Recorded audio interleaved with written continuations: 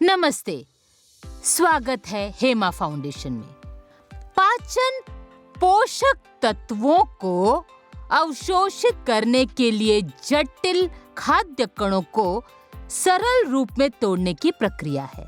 जानते हैं, मानव के पाचन तंत्र में आहार नाल शामिल होती है। इससे विभिन्न ग्रंथियां जुड़ी हुई होती हैं। मनुष्य का पाचन तंत्र एक आहार नाल और उससे जुड़ी पाचन ग्रंथियों से बना हुआ होता है।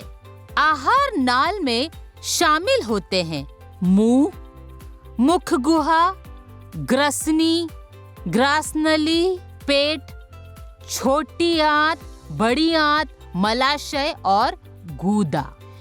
जैसे ही भोजन प्राथमिक नहर से गुजरता है, भोजन भौतिक और रासायनिक रूप से टूट जाता है ताकि पचा हुआ खाद्य उत्पाद शरीर में ठीक से अवशोषित हो सके।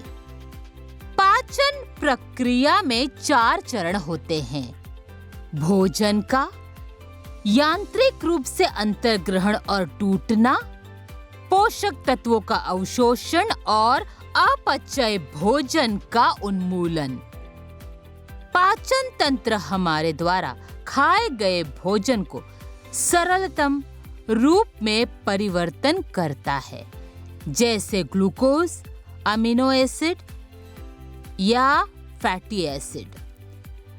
टूटा हुआ भोजन फिर छोटी आंत से रक्त प्रवाह में अवशोषित हो जाता है और पोषक तत्व हमारे शरीर की प्रत्येक कोशिका तक पहुंच जाता है।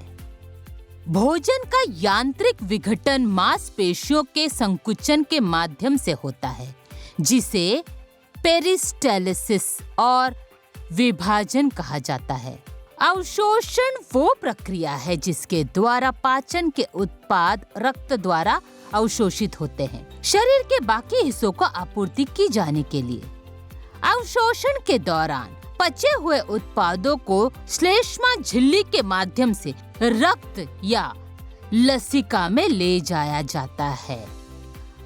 अब कार्बोहाइड्रेट्स, प्रोटीन, वसा आदि के पाचन के परिणाम स्वरूप टूटना और अंतिम अवशोषण होता है।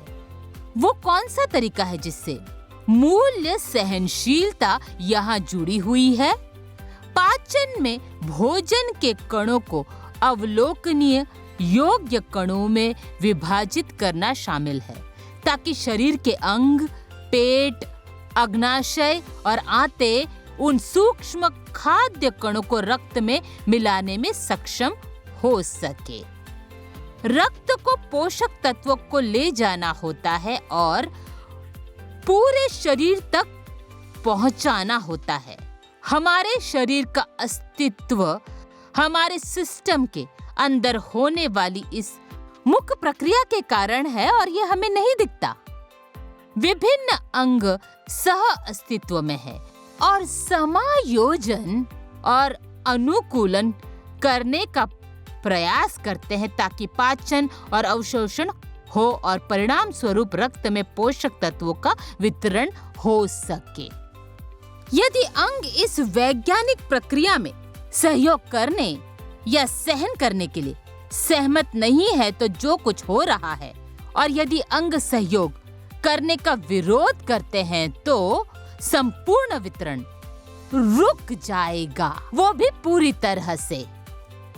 यही वो समय है जब हमें पता चलता है कि हमें कोई बीमारी है या हमें गैस्ट्रिक परेशानी है या जलन है या और कुछ है।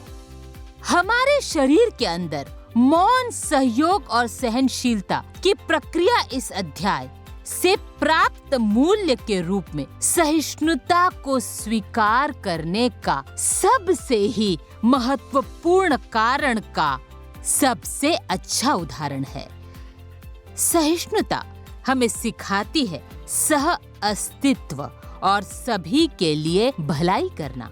अंततः किसी भी व्यक्ति को स्वस्थ, खुश रहना होगा और दुनिया में एक अद्भुत जीवन जीना होगा, सहिष्णुता वो मूल्य है जो इसमें हमें मदद करती है। अब आप निम्नलिखित प्रश्नों का उत्तर दे सकते हैं।